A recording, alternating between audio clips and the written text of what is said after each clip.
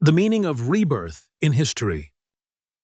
Long ago, in a quiet village nestled between mountains and rivers, there lived a curious boy named Luca.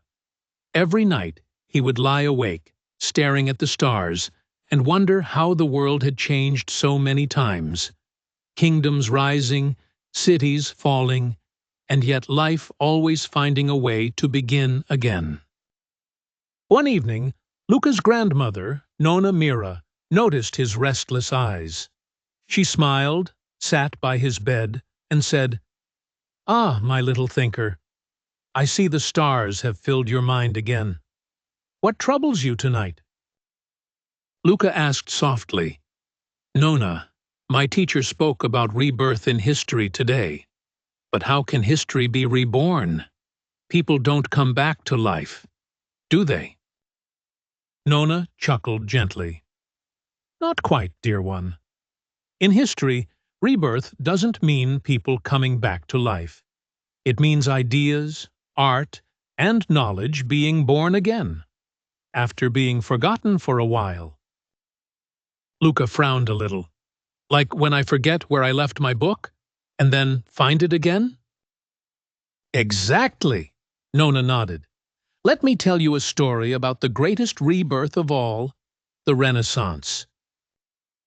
She began weaving her tale as the night breeze brushed through the window. A long, long time ago, Europe had gone through dark and difficult centuries. Many people had stopped learning new things. Great inventions and ideas from ancient Greece and Rome were forgotten, like books gathering dust in an old library. But then, something magical happened. A spark returned. People started to look back at those old ideas and thought, what if we bring them to life again, only brighter? Artists began to paint more beautifully than ever. People like Leonardo da Vinci, who dreamed of flying machines and painted the mysterious Mona Lisa. Scientists began to question the stars, like Galileo, who built a telescope to see beyond the sky. Writers began to explore human emotions and dreams, like Shakespeare, whose words still make hearts dance today. This time of rediscovery and creativity was called the Renaissance, which means rebirth. It was as if the world had fallen asleep for a long, cold night, and then finally awoke to a warm sunrise of imagination and learning. Luca's eyes grew wide. "So rebirth is like the world learning to dream again?" "Yes," said Nonna softly. "History is full of rebirths. When something good or wise is lost, people always find a way to bring it back, sometimes in a new form.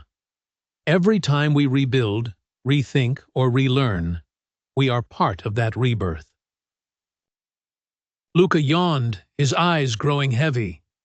"Then maybe every morning, when we wake up and try again, that's a little rebirth too?" Nonna smiled, kissing his forehead. "Oh yes, my little historian. Every sunrise is a new beginning, for people, for nations, and for dreams." As Luca drifted to sleep, he dreamed of golden suns rising over ancient cities, of painters and poets creating light from darkness, and of the world being born again and again, just like the stars above, that never truly disappear.